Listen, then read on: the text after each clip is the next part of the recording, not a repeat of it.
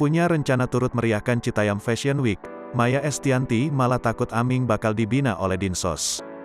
Di masyarakat, kini tengah heboh fenomena Citayam Fashion Week atau CFW. Namun nyatanya tak hanya masyarakat biasa yang antusias, tetapi beberapa artis besar Indonesia juga terciduk memeriahkan fenomena tersebut. Setelah sebelumnya ada Paula Verhoeven, Kiki Saputri, Mayang Sari hingga Zaskia Sungkar, kini gantian aktor sekaligus pelawak Aming yang ingin menjajal acara tersebut.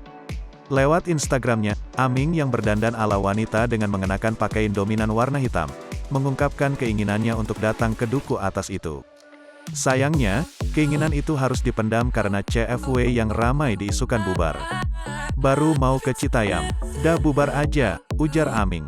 Kemudian, ia pun bertanya-tanya, dengan dandanan layaknya wanita, apakah ia nanti akan dicinduk oleh dinas sosial?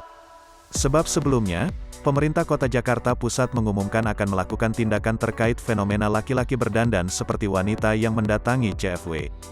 Tentu saja, unggahan Aming itu langsung mendapat komentar beragam dari para rekan selebriti hingga netizen.